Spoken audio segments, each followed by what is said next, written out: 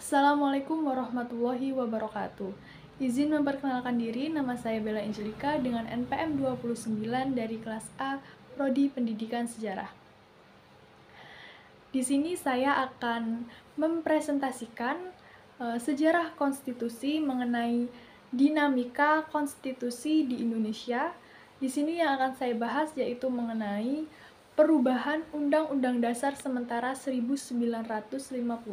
Pemberlakuan Undang-Undang Dasar sementara 1950 dimulai setelah pemerintah mengalami tekanan dari rakyat untuk mengembalikan Indonesia menjadi negara kesatuan Republik Indonesia yang menyebabkan pembubaran Republik Indonesia Serikat. Sejak 17 Agustus 1950, Indonesia kembali menjadi negara kesatuan Republik Indonesia dengan menerapkan Undang-Undang Dasar sementara dan sistem kabinet parlementer. Undang-Undang Dasar 1950 yang mulai berlaku pada tanggal 17 Agustus 1950 mencakup berbagai ketentuan dalam isinya yang meliputi yang pertama yaitu Indonesia telah kembali ke sistem negara kesatuan Republik Indonesia dengan mengadopsi Undang-Undang Dasar sementara 1950 yang berasal dari Konstitusi RIS. Yang kedua, penetapan resmi perubahan susunan negara dengan Undang-Undang Dasar sementara 1950 terjadi pada tanggal 17 Agustus 1950. Yang ketiga, pada 5 Juli 1959, setelah pemilihan konstituante pada tahun 1955 sesuai Undang-Undang Nomor 7 Tahun 1953 dan Undang-Undang Nomor 9 Tahun 1954, anggota konstituante yang terpilih diresmikan pada 10 November 1959 oleh Presiden di Bandung. Namun, meskipun sudah bersidang selama sekitar 2,5 tahun, konstituante belum berhasil membentuk Undang-Undang Dasar. Oleh karena itu, pada 22 April 1959, atas nama pemerintah, Presiden memberikan amanat kepada sidang konstituante untuk menetapkan Undang-Undang Dasar 1945 sebagai Undang-Undang Dasar tetap bagi negara Republik Indonesia. Negara ini diatur sebagai sebuah negara kesatuan yang berarti tidak ada struktur negara bagian seperti dalam negara serikat. Konstitusi menegaskan bahwa Republik Indonesia adalah negara hukum demokratis yang bersifat kesatuan. Meskipun ada pemberian otonomi kepada daerah-daerah di seluruh Indonesia, sistem pemerintahannya adalah parlementer, di mana eksekutif bertanggung jawab kepada DPR.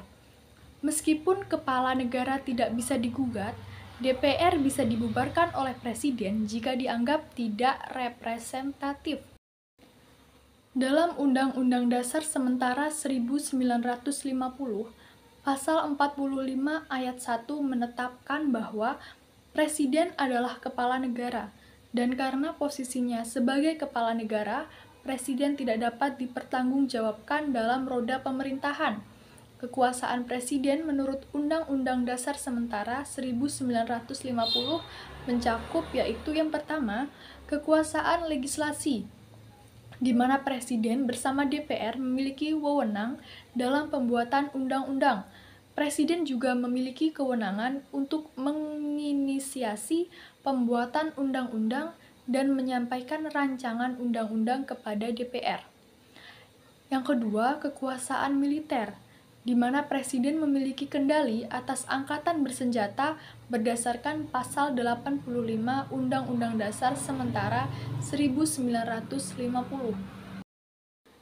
Undang-Undang Dasar sementara 1950, di mana dalam konstitusinya mengatur dengan peraturan pemerintah berkaitan dengan keadaan darurat terdapat dalam Pasal 96, yaitu yang pertama, pemerintah berhak atas kuasa dan tanggung jawab sendiri menetapkan undang-undang darurat untuk mengatur hal-hal penyelenggaraan pemerintahan yang karena keadaan-keadaan yang mendesak perlu diatur dengan segera.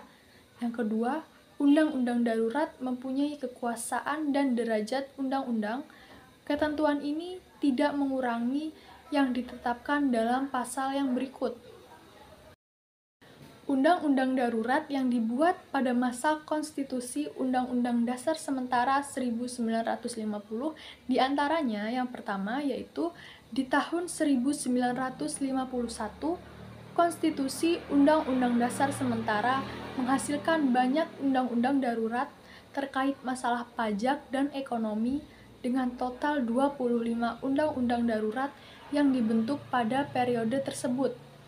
Yang kedua, pada tahun 1952, banyak undang-undang darurat yang dibentuk dalam kerangka konstitusi Undang-Undang Dasar Sementara yang berkaitan dengan pajak, ekonomi, utang, dan kepemilikan tanah peninggalan Belanda dengan total 15 undang-undang darurat yang dibentuk. Yang ketiga, pada tahun 1953, di bawah konstitusi Undang-Undang Dasar Sementara dibentuk 9 undang-undang darurat. Jumlah tersebut meningkat menjadi 12 pada 1954, kemudian mencapai 20 pada 1955. Pada 1956, 9 peraturan darurat dibuat, diikuti dengan 27 pada 1957. Pada tahun 1959, jumlahnya kembali menurun menjadi 7. Selama periode tersebut, 11 peraturan pemerintah juga dibentuk dalam keadaan darurat, ditambah 1 keputusan presiden yang terkait dengan kondisi darurat. Setelah diberi waktu yang cukup, konstituante tidak berhasil mencapai kesepakatan dalam menyusun konstitusi baru. Situasi dalam negeri pun semakin memprihatinkan dengan potensi disintegrasi dan perpecahan yang mengancam kesatuan negara kesatuan Republik Indonesia. Oleh karena itu, pada Minggu 5 Juli 1959 pukul 17.00 di Istana Negara, Presiden mengeluarkan dekret Presiden yang mengumumkan yang pertama yaitu pembubaran konstituante, yang kedua penegakan kembali Undang-Undang Dasar 1945 sebagai konstitusi yang berlaku bagi Indonesia dengan efek langsung setelah dekret ini diumumkan dan Undang-Undang Dasar Sementara 1950 dinyatakan tidak berlaku lagi. Yang ketiga, pembentukan MPRS yang terdiri dari anggota DPR beserta perwakilan daerah dan golongan, serta pembentukan DPA sementara.